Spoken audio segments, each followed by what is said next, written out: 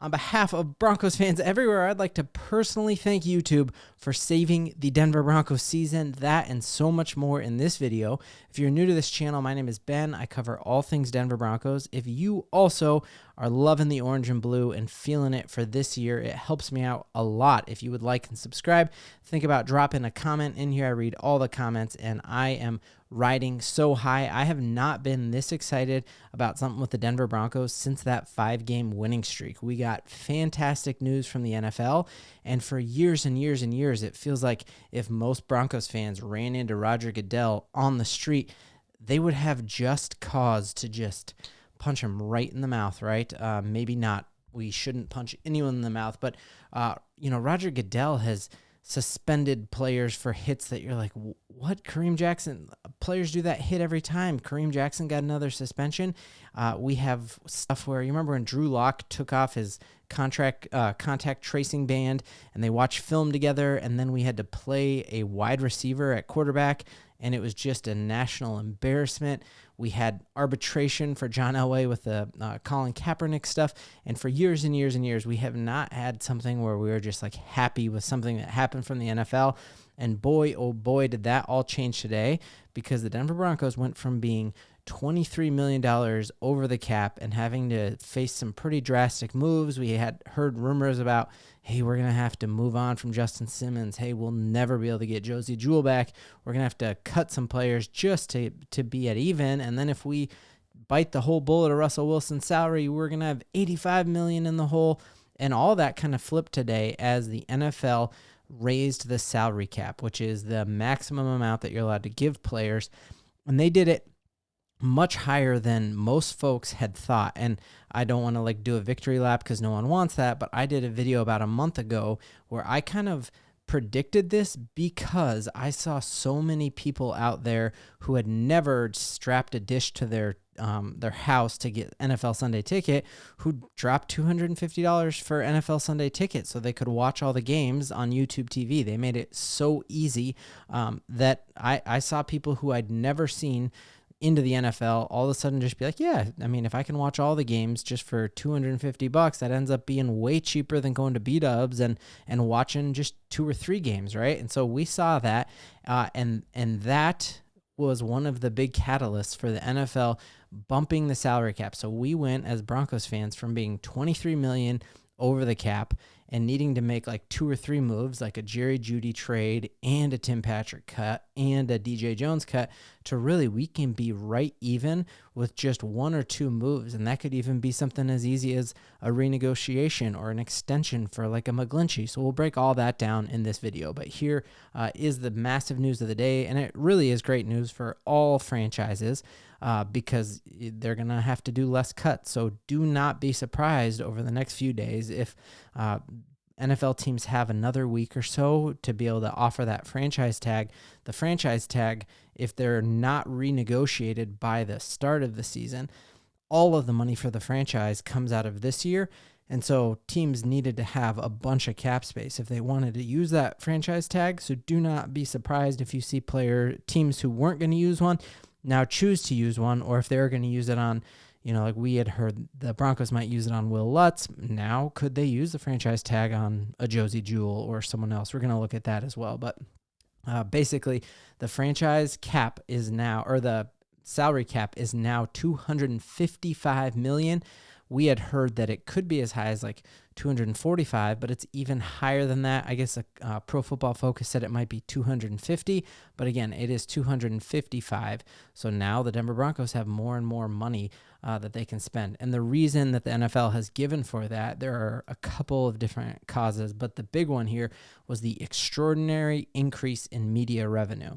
So like I had said, there was just a lot more ways to go out and get games, and YouTube TV was one of those. I also think that the Peacock, although that was met with mixed reviews and most people illegally stream that elsewhere, a lot of people signed up for Peacock, and now you even see there are other streaming services vying to have a playoff game again next year. And so every time that happens, that's just another revenue source for the NFL, who can then give that back to franchises to use to sign different players. So looking at what that does for the Broncos, essentially now we are only 10.7 million over the cap rather than the 23 million, which we were before that.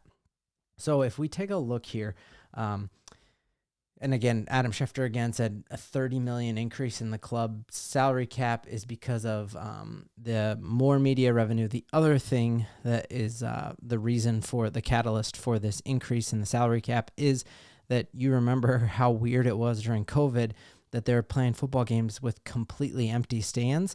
And so not only did teams miss out on that revenue to fill the stadium, but there also is just like a different vibe. And there were so many times, like I watched every single Broncos game, but other than the Broncos, I didn't get that into the rest of the NFL. Whereas this year, it felt like the vibes were immaculate, as some would say. And it changes how those games felt. So I think a lot more people were watching the NFL on TV this year. I also wonder, did Taylor Swift increase the NFL viewership in a way that also did this? So, I mean, I don't like the Chiefs, but Taylor Swift and YouTube TV saved the Denver Broncos season. So we're going to take a look now at where the Broncos are. So like I said, we are 10 million over the cap. We need to get under the cap. I'm going to talk about things that are probably not that likely, but would be a dream scenario, which we all can root for, because even if it's not crazy likely, we still can root for it and hope, right? And I'm going to look at what the most likely scenarios are to get us under that contract. So this is a site called overthecap.com, super user-friendly. Go play with it. It's really fun and a free site. And you can make different changes of, all right, here's our highest paid players. What happens if we cut them before June 1st, after June 1st? What happens if we renegotiate them? You can look at PFF to see how much money the going rate is for those and kind of make some prognostications. And I am going to do that. So I think one of the fairly likely scenarios is we got Mike McGlinchey, former first-round pick, was really, really healthy. I think if the Broncos were still vying for a playoff spot, he would have even played the entire season.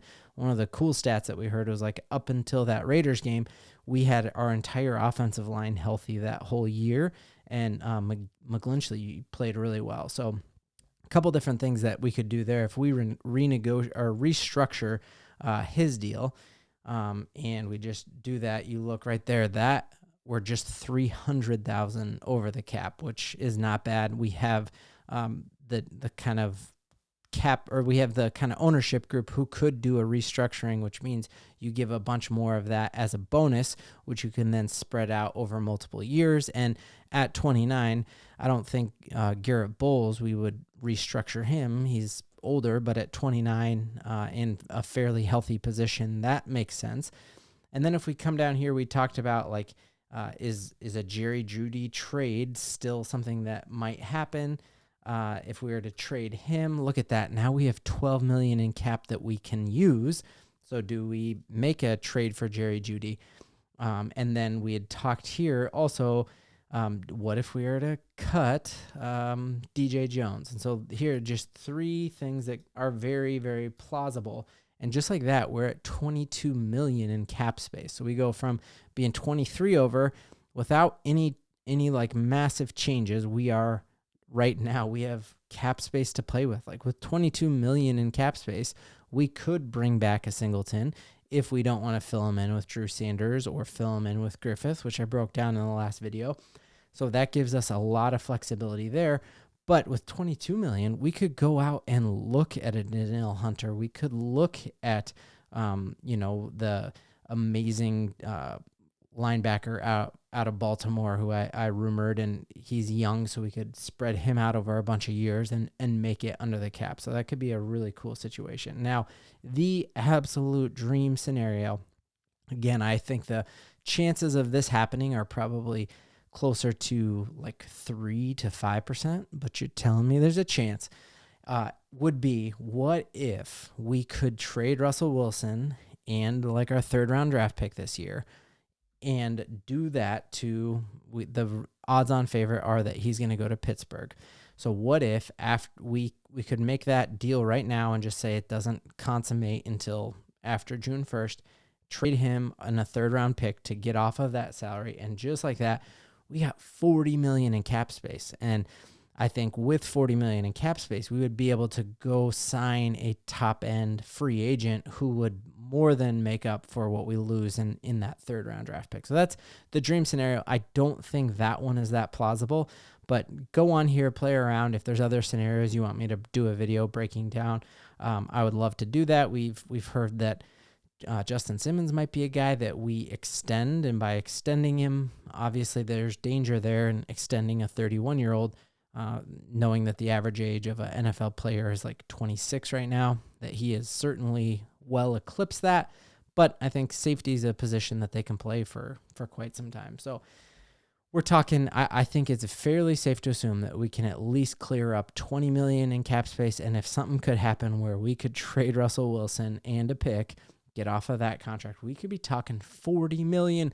And that really, really is exciting because there are some free agents out there who are thinking about having them in orange and blue without decimating our roster, which that's the big if. That so much of this doom and gloom that we've heard has been like, oh, we're over the cap and we're never going to get right. Well, it's like we truly, if we beat that Patriots team, which was such a gut-wrenching loss, if we don't miss field goals in that Raiders game, if Javonte played like Javonte all year, we know he came off of a catastrophic knee injury, and your second year off of that injury is when you really start to shine. Like we saw Cortland Sutton look like Cortland Sutton again this year.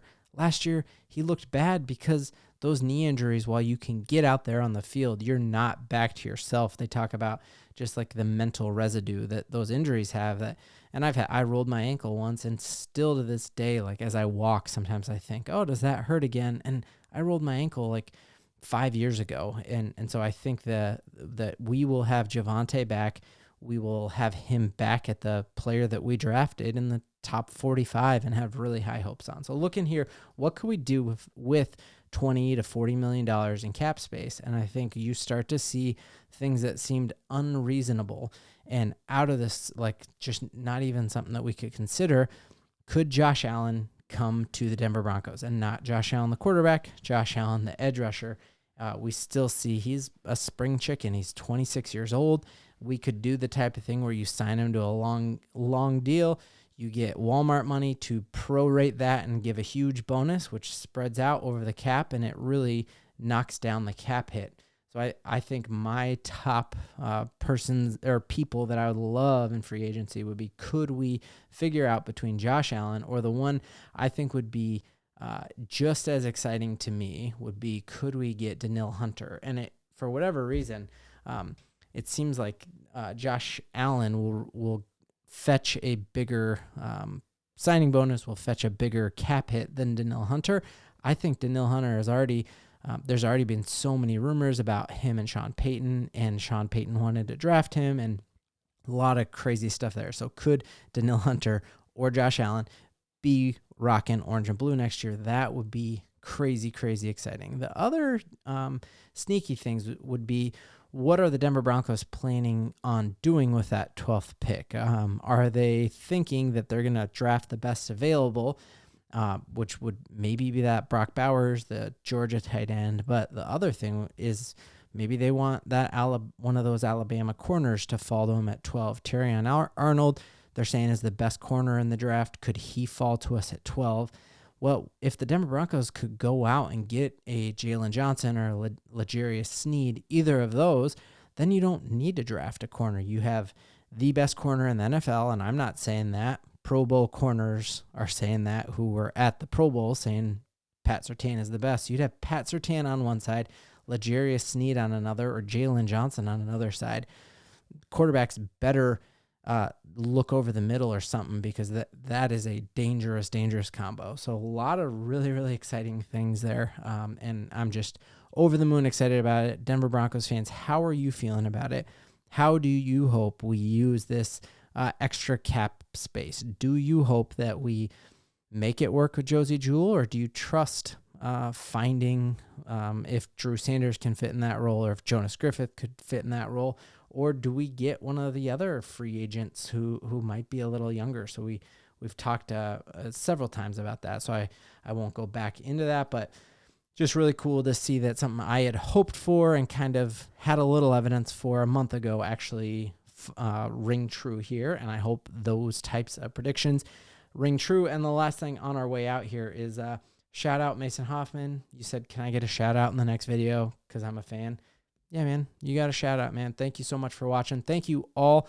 I read all the comments. I try to respond to as many as my wife will let me before she hits me and tells me to put my phone away. But this has been an amazing time in Broncos country. We're taking it all the way through. Guys, the playoffs are coming. We're going to do it. Like, we're not in the cap issues that we were before. And to prove it, I'm going to just sink this shot right here.